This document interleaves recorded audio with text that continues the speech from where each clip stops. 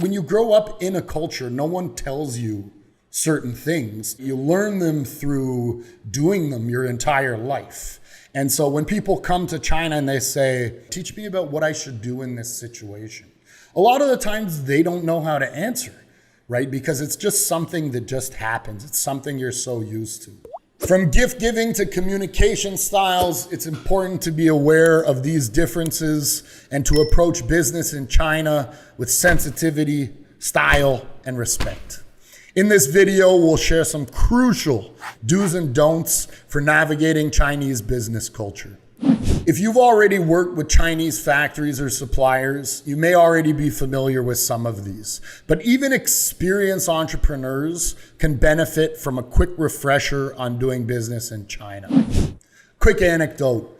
I would consider myself in the upper echelon of foreigners in terms of understanding Chinese culture, language, the do's and don'ts. But every day, I'm still stuck in situations that uncomfortable is not the right word because I enjoy it. But in situations where I don't know exactly what is expected of me in a given situation.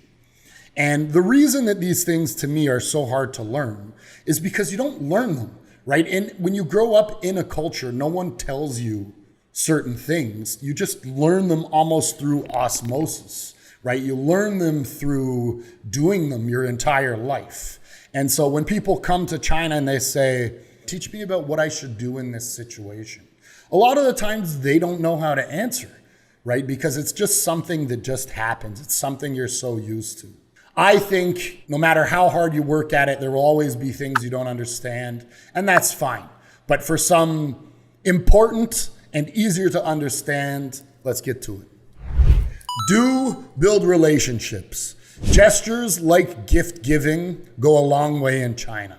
People like to get to know their counterparts before signing contracts and shifting into high gear for manufacturing. Easy gifts to give that people here will like are alcohol, cigarettes, tea, but better than any of that is something from your country, right? Bring something from your country that's important to you, that you like back home, and tell them about it. Give them an explanation of why it's important and why they're important enough for you to be bringing that to them. I mean, it's kind of funny because in any country, how is that not a good idea, right? It's a smart idea to give people you work with nice things. Why wouldn't you? Right? They're important in your life, and showing them that they're important is an important aspect of business. Don't be too direct. In Chinese culture, it's common to be more indirect with your communication and to avoid saying no directly. Be prepared for more subtle forms of communication and be patient when negotiating. We have a video that we put out not that long ago about 不是钱的问题, which means it's not a question of money, which is something factories will commonly say. In my experience, there's an amount of money that can fix almost any problem in business. But no one's going to tell you what the number is. No one's going to talk about it. That's just not the way things go, right? You have to kind of guess. And that type of the guessing is what I was touching on earlier. Just make smart decisions. Be kind, be generous. Those things will go a long way.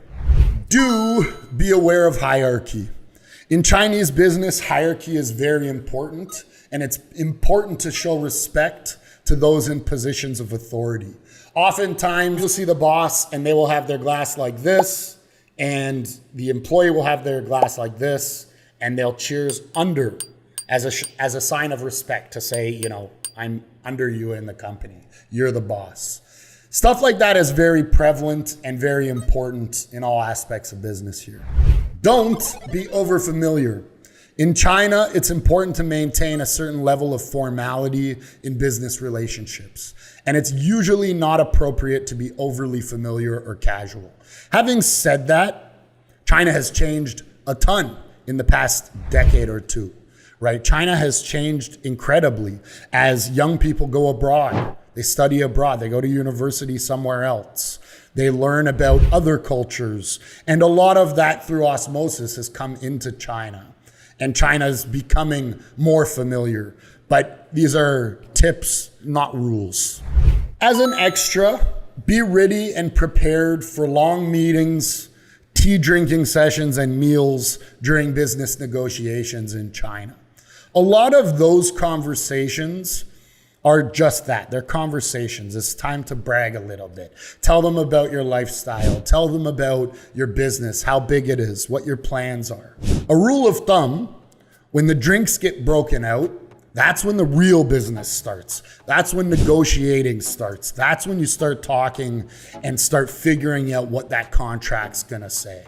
If you're an entrepreneur looking to build a custom product in China, sign up for Morpho's free newsletter. You get 5 emails where I share firsthand advice after spending a decade, almost a decade, right here in China. Links down below. Until next time, peace.